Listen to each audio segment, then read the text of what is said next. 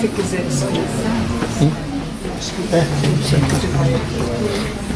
Bom, nós gostaríamos de agradecer a presença de todos da segunda aula do nosso curso e com bastante alegria nós daremos continuidade à aula passada da doutora Marlene e nesta aula, conforme o planejamento, o tema do livro Mecanismos da Mediunidade,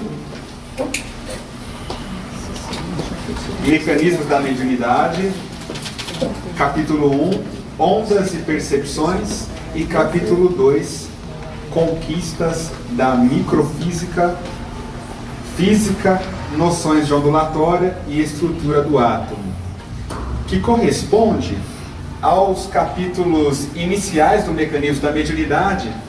E ao longo do nosso estudo, nós estaremos fazendo uma conexão com a palestra do Albério, que foi tratada este tema na aula anterior.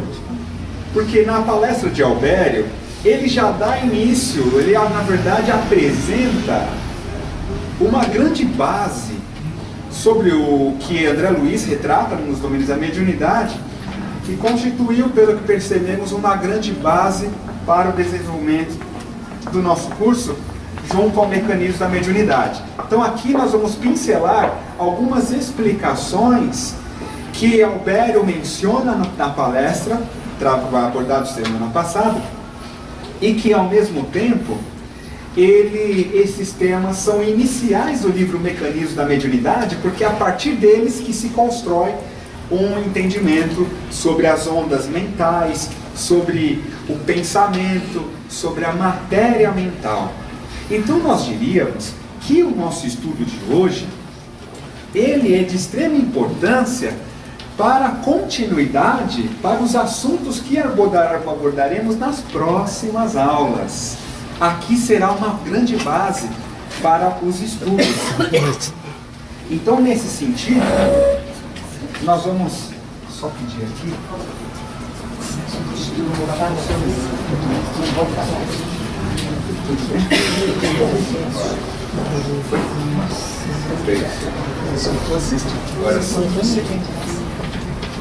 Então, partindo logo da fala inicial do Albério, no livro Nos Domínios da Mediunidade, trabalhado na semana anterior, ele diz assim, deixa eu só ler um parágrafo anterior a este. Por favor, obrigado.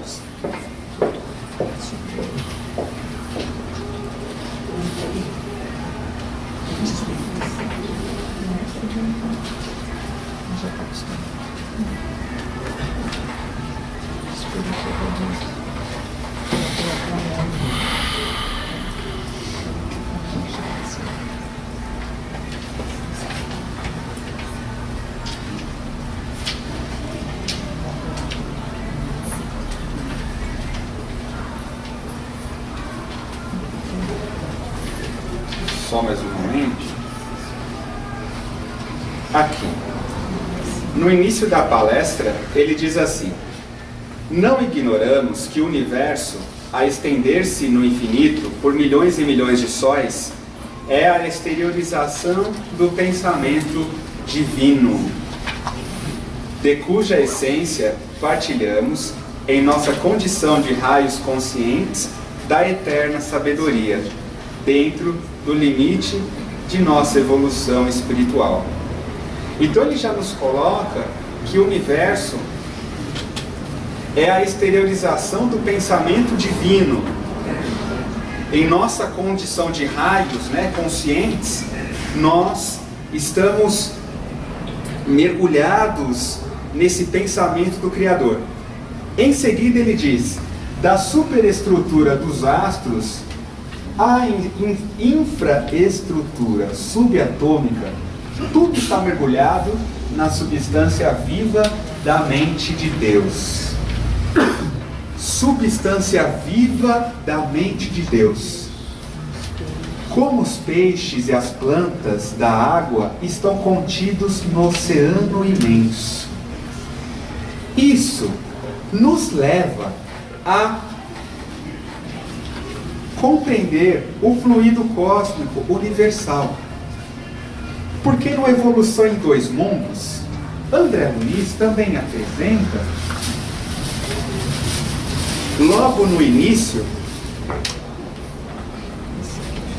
que o capítulo, primeira parte, fluido cósmico, ele diz: plasma divino. O fluido cósmico é o plasma divino, hausto do Criador, ou força nervosa do todo sábio. Então nós estamos mergulhados, sem exceção, na força nervosa do todo sábio, nesse hálito do Criador. Desde os planetas, onde pensamos no macrocosmo, como na infraestrutura dentro dos átomos. Atualmente a física,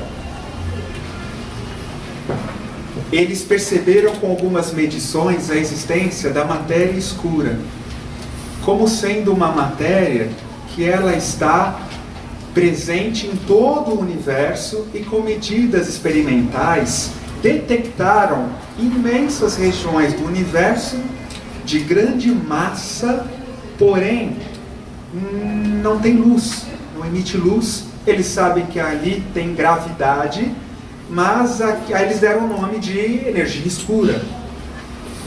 Essa energia, e até saiu agora na revista Scientific American deste mês, existe uma imagem fantástica de um desenho como se essa energia escura fosse uma teia, uma grande teia, e os sóis estavam ali dentro dessas teias, ou seja, inclusive nós. Então essa matéria escura, que os físicos chamam, ou energia escura, que corresponde a 95% do universo. 5% do que os físicos, de que nós conhecemos aqui como sendo natureza, sóis, planetas, galáxias, corresponde a apenas 5% do todo maior. E esse todo maior que existe tem massa, mas não conseguimos ter uma sensibilidade de luz, por exemplo. Eles chamaram de matéria escura e que permeia todo o universo. Nesse instante, essa energia escura que faz parte do universo está permeando nós agora, os átomos do nosso corpo aqui. Então estamos mergulhados nessa energia escura. Energia escura foi o nome batizado pelos físicos. Quando a gente traz uma analogia para os ensinamentos da doutrina espírita, no livro dos Espíritos, na Gênesis, e trazendo para André Luiz, nós percebemos a aproximação desses conceitos, dessas novas descobertas sobre a energia escura. Uma grande aproximação com esse plasma divino. Uma aproximação, não que seja, mas é uma grande aproximação, uma medida com certeza de uma das características desse fluido cósmico. E aí ele diz: nesse elemento primordial vibram e vivem constelações e sóis, mundos e seres, como peixes no oceano. Evolução em Dois Mundos, e aqui corrobora com as palavras de Albério. Portanto, é sobre este pensamento do Criador que vibra o pensamento da criatura, que vibra os nossos pensamentos. Deus, Espírito e Matéria constituem o princípio de tudo o que existe, a Trindade universal. Pergunta 27 do Livro dos Espíritos. Portanto, quando pensamos em matéria, observemos: fluido cósmico universal. Então a matéria é constituída pelo fluido cósmico universal. Além dela, o que existe é o Criador e espíritos, princípios inteligentes do universo.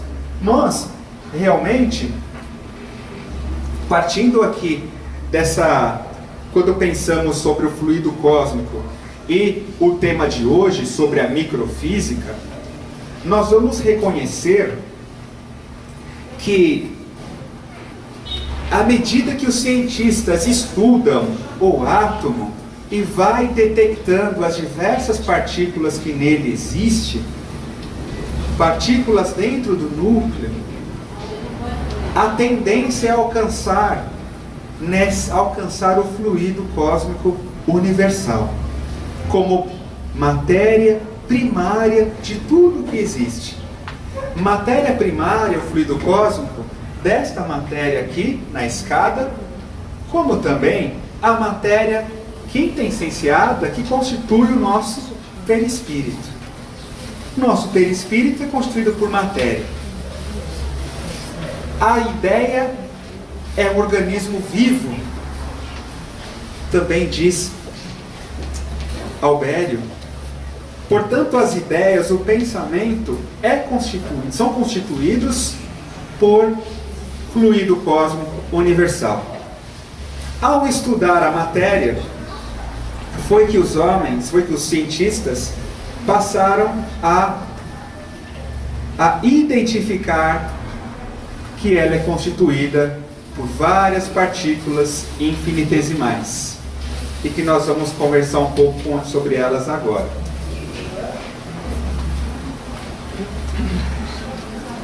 Este parágrafo foi tirado também do Mecanismo da Mediunidade, capítulo 1. André Luiz, aqui nós vamos ver esse capítulo no final do capítulo 1, e a partir do final que nós vamos iniciar essa parte. Aqui ele justifica por que do estudo da física naquele livro, Mecanismos. Temo-lo dessa maneira, ou seja, o espírito, por viajante do cosmos, respirando num vastíssimo império de ondas que se comportam como massa ou vice-versa, condicionado nas suas percepções à escala do progresso que já alcançou. Progresso esse que se mostra sempre acrescentado pelo patrimônio de experiência em que se gradua, no campo mental que lhe é característico, em cujas dimensões revela o que a vida já lhe deu, ou tempo de evolução e aquilo que ele próprio já deu à vida, ou tempo de esforço pessoal da construção do destino. Então ele já começa dizendo que nós, viajantes do universo, viajantes do cosmos, nós estamos respirando nesse vasto império de ondas que se comportam como massa ou vice-versa. Então é uma energia que se comporta como massa ou como onda. Aqui ele já começa a falar dualidade onda-partícula, que abordaremos também. Uma característica da energia deste fluido cósmico universal sob comando do espírito, ela pode adquirir um comportamento ondulatório, como as ondas. Aqui vemos as ondas eletromagnéticas que saem da lâmpada, mas de acordo com a maneira que abordaremos ela, ou detectaremos, interpretaremos como partícula. Então aqui já André, ele já antecipa, ou melhor, ele já começa dizendo que, aproveitando que a física na época da década de 50 já havia descoberto a dualidade entre onda e partícula. E no final do capítulo 2 ele diz: para a valorização e enriquecimento do caminho que lhe compete percorrer, recebe dessa mesma vida que o acalenta e a que deve servir o tesouro do cérebro, por intermédio do qual exterioriza as ondas que lhe marcam a individualidade. Então, a partir do nosso cérebro, nós emitimos as ondas que marcam a nossa individualidade, que expressam a característica das nossas personalidades. Então o cérebro, ele passa a ser visto como um transmissor de ondas. Então primeiro ele diz que nós estamos mergulhados nesse cosmo, ora ondulatório ou matéria, massa, ora com gravidade, outra hora ele não tem gravidade, ele tem frequência como onda. Então preciso saber o que é a massa do que é constituído massa e o que é uma onda. Já que o nosso cérebro irradia, exterioriza ondas que marcam a individualidade de quem eu sou, do que eu penso, do que eu sinto, de como eu estou, meu estado emocional, no concerto das forças universais. Concerto das forças universais. Vai imaginar um concerto em que ali nós temos o maestro, nós temos ali o trombone, o sax, o violino, o piano, e naquele concerto, cada instrumento irradia um tipo de onda, porque o tipo de onda do violino é diferente do tipo de onda do piano, como também do cello, do violoncelo, mas são ondas que se propagam no ar. Assim nós, como sendo cada um de nós uma personalidade, uma individualidade única no universo, nós estamos mergulhados nesse concerto das forças universais, ou seja, das forças mentais de ondas que absorvemos e irradiamos. E ele diz, e absorve aquelas com as quais pode entrar em sintonia, ampliando os recursos do seu cabedal de conhecimento e das quais se deve aproveitar. Eurípides Barçanufo, ele deixa uma mensagem no livro Espírito da Verdade, escrito por Chico Xavier. O título do capítulo é Mediunidade e Jesus. E ali ele coloca uma frase, livro Espírito da Verdade. A frase é: mediunidade é a capacidade de sintonia. No Mecanismos, mais adiante, também fala a mediunidade sendo compreendida como a capacidade de sintonia, porque é a sintonia que vai me dar a conexão com esse tipo de pensamento, ou esse estado de entidades que estão ao meu redor, ou a sintonia com as pessoas que me cercam, seja por causa das nossas emoções, a memória, no caso do perispírito. Nós nos vinculamos por meio desta lei de sintonia. Então olha o cérebro, que papel importante ele tem, tanto exteriorizando ondas, como também absorvendo as ondas que estamos em sintonia. Então a cada um segundo suas obras, ampliando os recursos do seu cabedal de conhecimento e das quais se deve aproveitar no aprimoramento intensivo de si mesmo. Aprimoramento intensivo de si mesmo no trabalho da própria sublimação.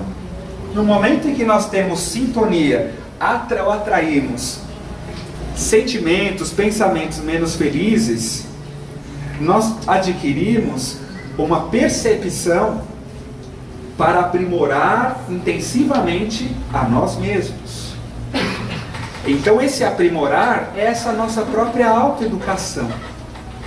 Então, a partir desses dois parágrafos, nós podemos aqui justificar o porquê de estudar a física ondulatória ou o átomo, na finalidade de compreender as ondas que irradiam, como compreender a matéria que constitui a minha mente, a nossa mente, a matéria mental. Serão capítulos mais para frente. Na palestra do Albério, ele puxa nesses conceitos sobre a sintonia. Então aqui, no Mecanismos, ele começa. Em seguida, esforços persistentes de muitos espíritos sábios, encarnados no mundo e patrocinando a evolução, a inteligência do século XXI compreende que a Terra é um magneto de gigantescas proporções, constituído de forças atômicas condicionadas e cercada por essas mesmas forças em combinações multiformes, com um ponto chamado campo eletromagnético, em que o planeta, no ritmo de seus próprios movimentos, se tipifica na imensidade cósmica. Então, espíritos sábios, muitos deles, encarnados no século XX, eles patrocinaram uma grande parte da evolução. E nessa compreensão é que nós vamos fazer o link do fluido cósmico universal com que esses cientistas descobriram. Porque no livro, na Gênese, Kardec nos apresenta que para os espíritos o pensamento e a vontade são o que é a mão para o homem. Então, fazendo de uma maneira bem simples, se o pensamento e a vontade são o que é a mão para o homem, então a gente imagina que o pensamento e a vontade funcionam como as mãos, e o fluido cósmico universal seria uma massa de modelar. Então, com o pensamento eu crio uma forma, e com a vontade eu impulsiono aquela forma para a destinação para onde essa vontade vai direcionar. Então, pensamento e vontade atua no fluido cósmico universal como uma massa de modelar, e é aí que a gente cria a estrutura mental, as formas, pensamentos, que a André Luiz apresenta também, as emoções, sentimentos, e também emitimos os raios, as ondas. Um tipo de onda, que aqui nós vemos no capítulo 1 do Mecanismos, André Luiz apresenta sobre a onda sonora. O som é uma vibração que se propaga no ar, e essa vibração ela vem a partir de uma perturbação. Toda perturbação produz ondas. Então, quando nós perturbamos, por exemplo, vamos observar aqui, ó, uma régua, segura uma régua e dá um cutucão aqui, um piparote na ponta da régua, vai vibrar o ar. Então vai ter momentos de compressão, outros de rarefação. Aqui nós temos um exemplo de perturbação. Nesse capítulo, André Luiz põe uma frase assim: toda agitação produz ondas. Eu nunca havia pensado sobre esse ponto de vista. Ele coloca toda agitação produz ondas. Porque nesse universo dinâmico que nós estamos, tudo se movimenta. Se eu fizer uma perturbação aqui, ó, essa perturbação vibrou, agitou os átomos desse corrimão e também agitou o ar ao redor, até chegar ao ouvido dos senhores. Chegou no ouvido, também agitou, aí tem todo o aparelho auditivo aqui, que converteu isso tudo em impulsos elétricos, para chegar até o cérebro. Mas partiu da onde? De uma perturbação da minha mão aqui. Quando a gente traga, agora fazer um paralelo com o que André Luiz vai falar mais à frente, no caso na aula de semana que vem. Toda agitação produz onda. Então, quando agita um átomo, vai gerar uma onda. Como ali na água, que você bate na água, forma a onda da água. No espírito, esse agente que dá o toque de perturbação da matéria mental é a vontade.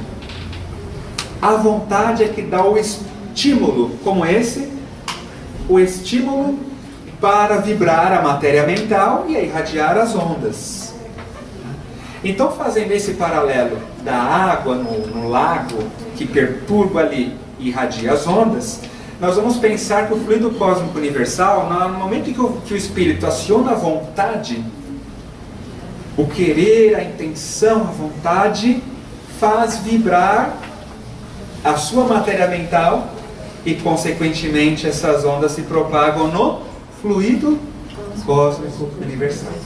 Aqui o som não se propagou no ar para chegar até seu ouvido? É claro que aí para o espírito a coisa é mais rebuscada, né? Porque aí um pensamento que eu tenho aqui vai se propagar na minha matéria mental, mas para o fluido cósmico universal não tem limite. Se propaga nessa dimensão e todas as outras dimensões. Porque se a minha voz aqui pode ser ouvida até o final da sala. Do outro lado da rua ninguém me ouve. Mas se eu pensar em alguém que está lá no metrô Jabaquara, o fluido cósmico universal permite o pensamento chegar até lá. E quem é que dá o estímulo, o toque na matéria mental para ela vibrar? É a vontade. Sobre ela vamos estudar no capítulo 4, acho que, né, doutor? Mais para frente. Mas aqui é que dá o início Quem dá esse estímulo é a vontade em nós. Aí André Luiz, no Mecanismos, ele vai nos diz assim, que nós vamos ter o continente do infrassom, que é uma agitação muito presente em oscilação de pontes, edificações, ou no caso de terremotos, né, são vibrações também mecânicas, só que não são perceptíveis ao ouvido humano. O som já está numa frequência que nós temos a percepção. Então, qual a diferença entre o infrassom e o som? É a frequência. Aqui nós temos uma frequência menor, ou seja, a distância entre um máximo até o outro máximo é uma distância longa, né? Uma distância longa. Então aqui é como se fosse o que? Uma onda longa. Nós dissemos uma onda longa de, no caso, o infrassom. Aqui no som audível, nós temos que a distância entre um máximo e outro máximo é uma distância média, intermediária. É um tipo de onda média o som. Já o ultrassom, a frequência aumentou. A frequência de repetição é maior. Então é mais curta a distância entre um máximo e outro. Aí a gente entra no ultrassom, né? Pensando, hoje é aplicado, nós sabemos, na medicina, em ultrassom, né? No diagnóstico por imagens, né? Mesmo o som, nós temos os sons graves, né? Os sons médios e o som agudo. Tá? Isso é mudança da frequência. Então a gente já começa a falar um outro conceito, que também no capítulo 1 ele fala, sobre a frequência. Ele vai chamar, sobre as ondas mentais, ele vai falar sobre ondas longas, ondas médias e ondas curtas. Qual é a diferença entre elas? Outra maneira de dizer é ondas de baixa frequência, média frequência ou alta frequência.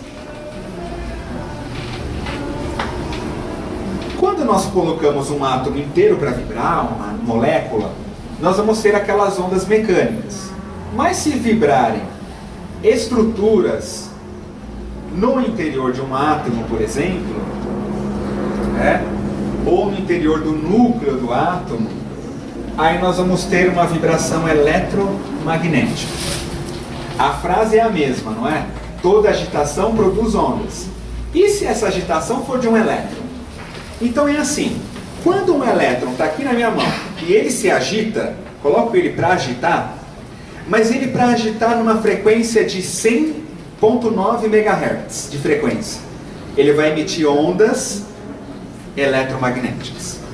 Toda carga elétrica em agitação produz ondas eletromagnéticas. Se eu pôr um elétron e aqui ligar uma antena, um circuito eletrônico e uma antena, para vibrar esse elétron em 100,9 MHz, é a frequência de uma rádio, Jovem Pan em São Paulo, por exemplo.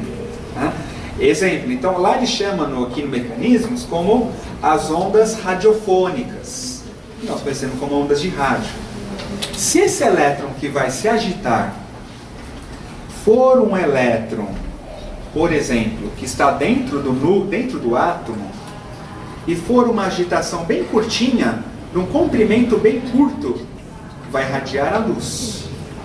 Então, de acordo com o quão curto é esse movimento do elétron, ele vai radiar ondas curtas ou ondas médias, e se for um movimento mais longo, uma agitação longa, a frequência será a característica de onda longa. Vamos ver aqui, por exemplo,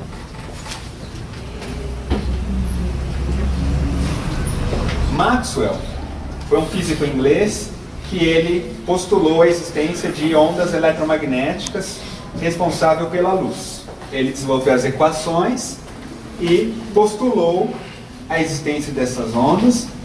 No mesmo século XIX, o físico alemão Hertz, sobrenome, ele fez um experimento e descobriu a existência das ondas eletromagnéticas, e a unidade de frequência é o Hertz, em homenagem ao sobrenome dele. Em seguida, William Crookes, além de inúmeros estudos que ele desenvolvera sobre a mediunidade, naquele tempo, ainda século XIX, ele foi o responsável por desenvolver um sensor de onda eletromagnética. Então, quando o Hertz comprovou, o Crookes já inventou um radiômetro, que era um aparelho que media essas ondas eletromagnéticas. Ele criou o tubo de raios catódicos. Sabe o tubo da televisão? Aquela TV antiga, a Telefunken, que tinha aquele tubo, né? Aquele tubo é um aprimoramento do tubo inventado por William Crookes, né? E o tubo de raios catódicos. E aí ele conseguiu, através desse tubo, não conhecia o que eram esses raios, conseguiu excitar fluorescência em pedras preciosas e aquecer metais.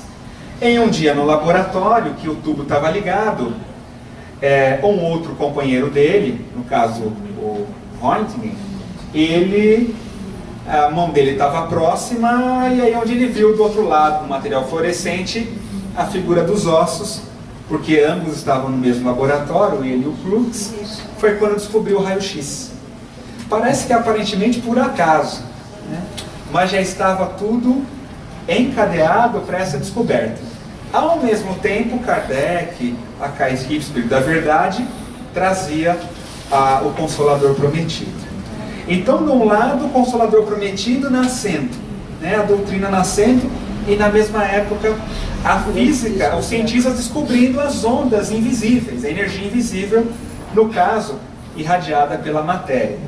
Achei interessante o fato dessas descobertas ocorrerem juntos, né? A terceira revelação com essa revelação das ondas que no século XIX ocorreu também. Descobriu o raio-x, em seguida, aí aqui vamos falar, o raio-x. Até então não sabiam que o raio-x também era uma onda eletromagnética, aí foram estudando e descobriram. Aqui nós vamos ter então, em resumo, as ondas eletromagnéticas, elas podem assumir cada uma dessas frequências. E aqui a gente está falando do capítulo 2 do mecanismo. Eu estou colocando uma outra ordem, porque para ficar mais fácil para mim, né, para eu explicar, juntando os dois capítulos.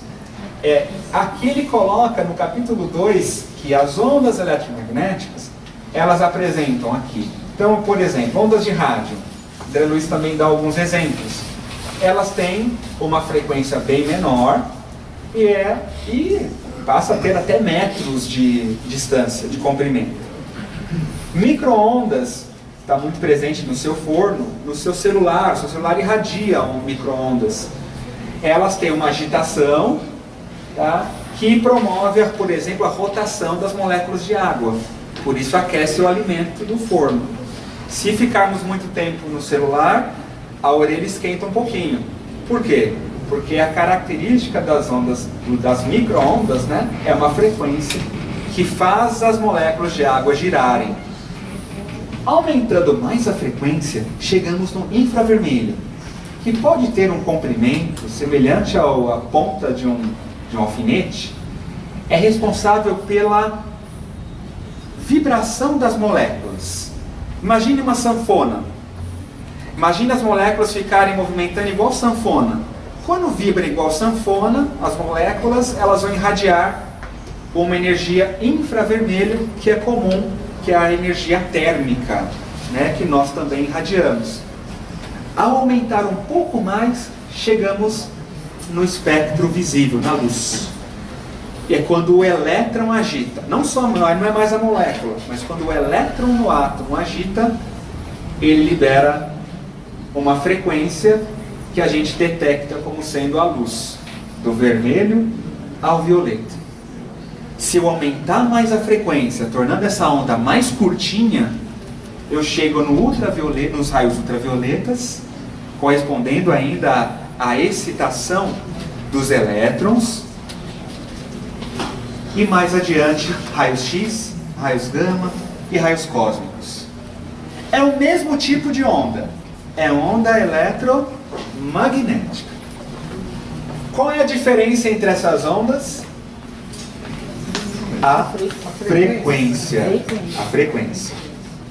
Então aqui, lá pelas tantas, o André Luiz, no mecanismo, diz assim, que ali no capítulo 2, ele diz para nós que se nós temos um vasto tipo de ondas aqui no plano, como vemos no plano encarnado, aí ele coloca, imagine no plano aqui do espírito.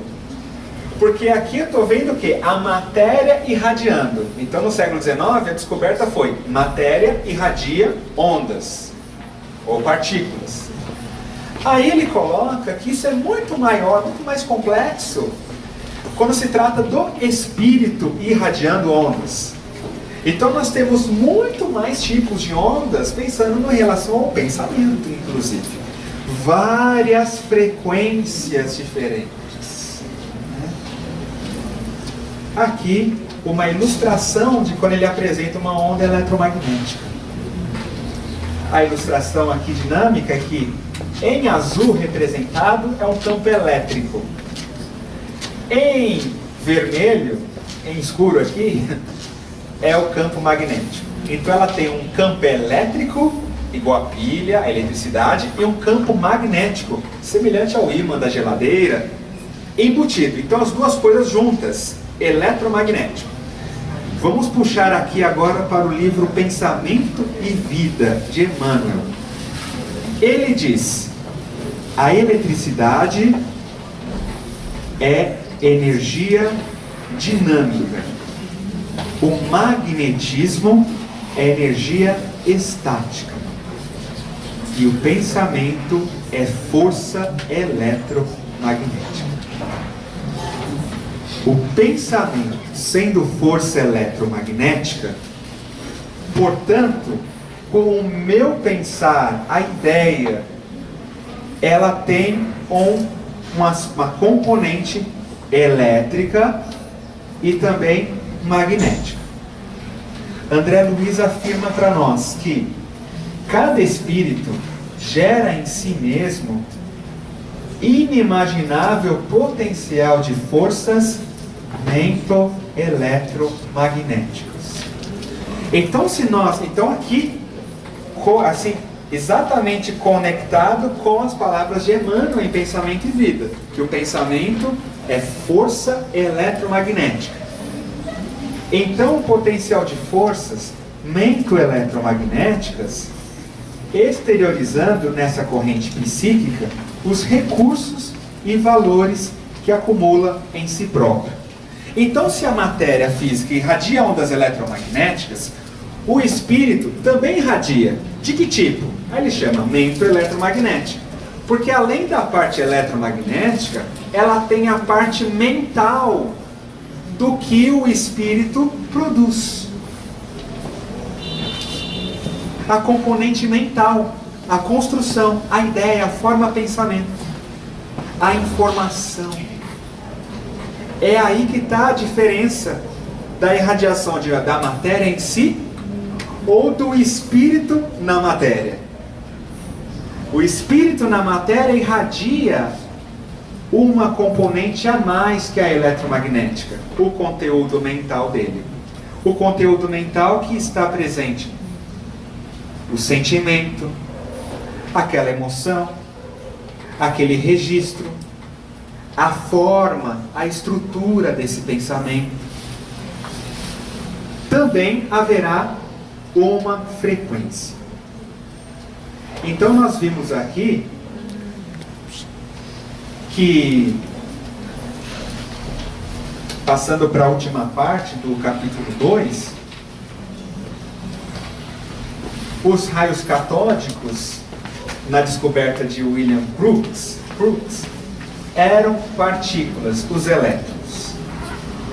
1897. Aí descobre que os raios catódicos eram formados por elétrons. Até então os elétrons eram percebidos como partículas, né? Partículas, e o casal Curie, em Paris, descobre o rádio, né, do polônio, que eles são materiais radioativos. Aí nasce a radioatividade. Ou seja, matéria que além de irradiar estas ondas, ela, digamos que se degenera. Ela libera átomos e libera partículas que constituem ela mesma. Então aqui nasce o material radioativo, e que isso vai ser útil para nós nos nossos próximos encontros, quando falamos da vontade. Como assim? Nessa descoberta do casal Curie, eles descobrem que a matéria poderia desintegrar-se, né? É a questão radioativa. Então aquele material, seja urânio ou rádio, ele vai se degenerando e liberando ondas, liberando partículas, e a massa dele vai diminuindo com o tempo. Com o passar de muitos e muitos anos, ele vai perdendo a massa e liberando as ondas. Muito bem. Isso ocorre ao longo dos anos.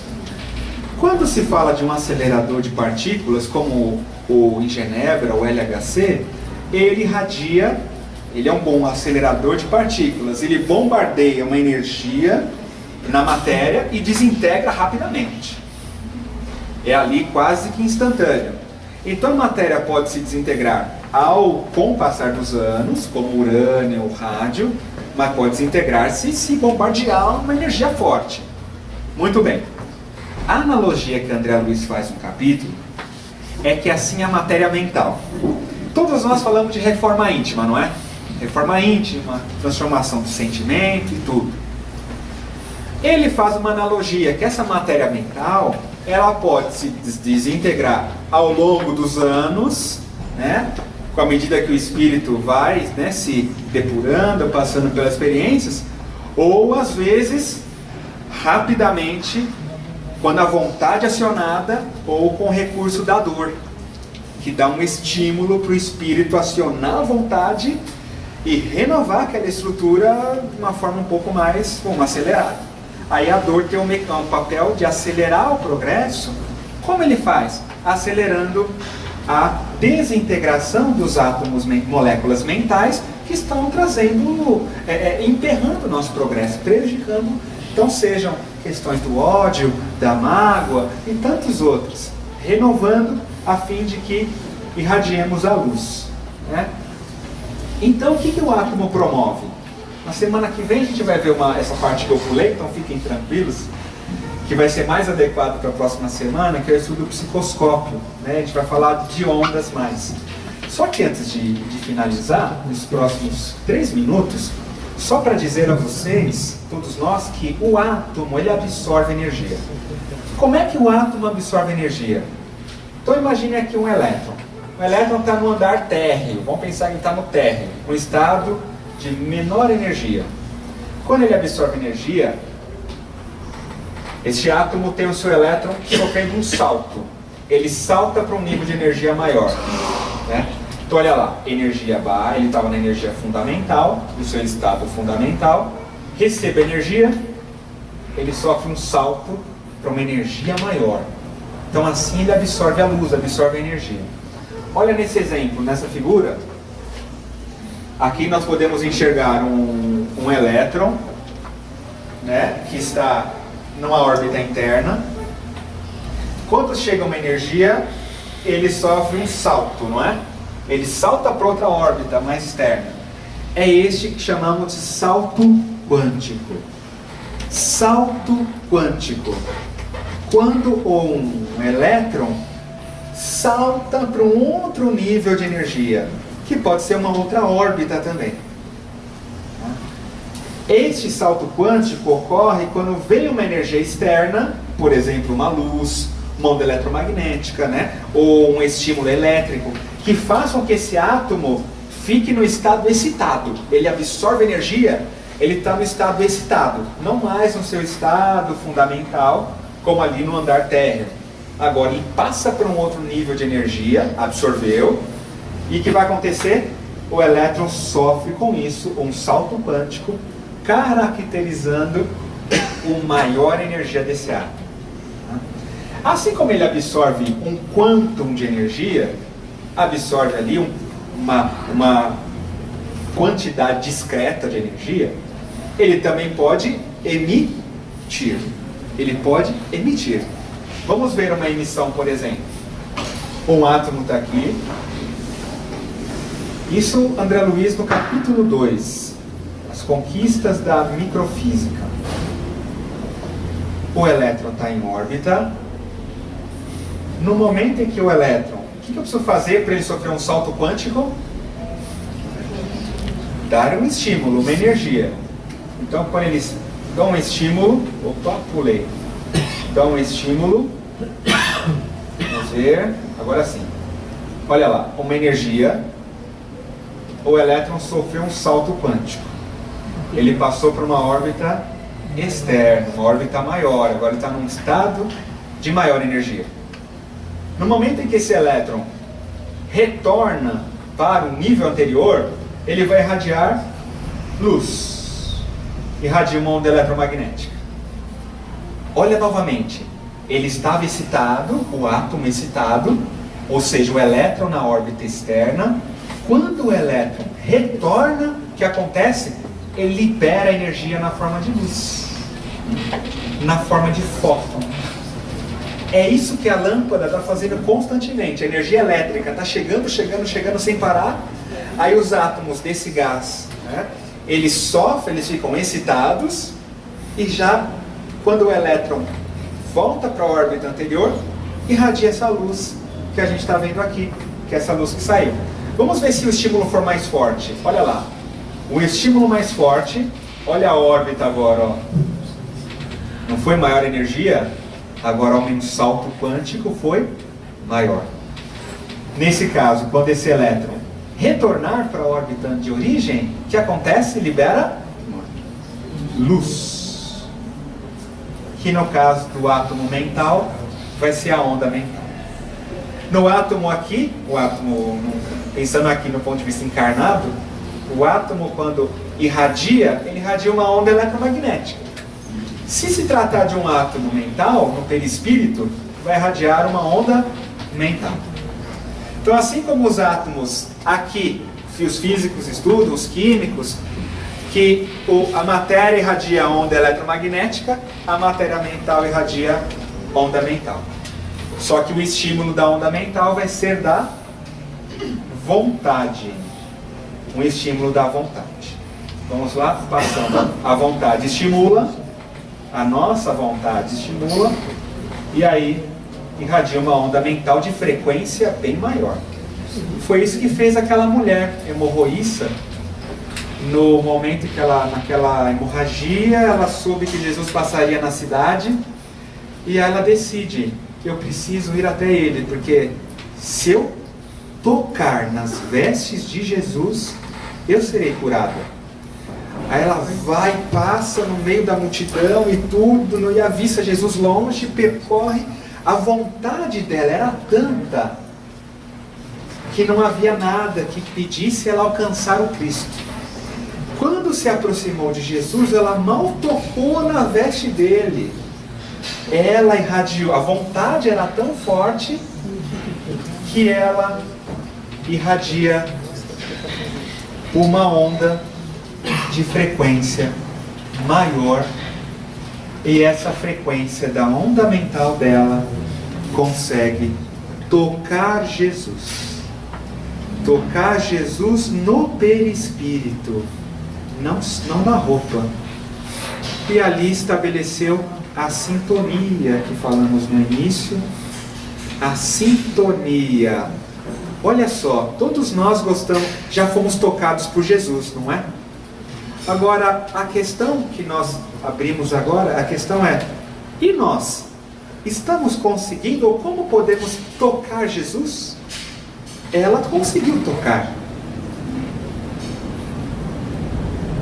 Então nós também podemos tocar Jesus. E esse tocar o Cristo é a emissão de ondas mentais na frequência. É a vigilância e a oração operantes na ação. Aquela mulher foi vigilante, ela estava em vigilância, ela reconheceu a miséria íntima que ela estava. Isso é que aí Emmanuel fala fantasticamente sobre essa passagem no livro chamado Harmonia. psicografado pelo Chico, né? O livro Harmonia. Tem uma parte que ele explica essa da mulher, o encontro da mulher morroíça com Jesus. É esta a vontade que aciona. Isso nos dá sintonia com as entidades superiores. E se a vontade está enfraquecida, é onde a frequência diminui, e a gente sente isso por sermos médiums, porque todos somos médiums, então todos temos capacidade de sintonia e de sentir a sintonia do outro que se aproxima de nós, se estivermos na mesma frequência. Então, nós temos alguns minutos para abrir para perguntas, né?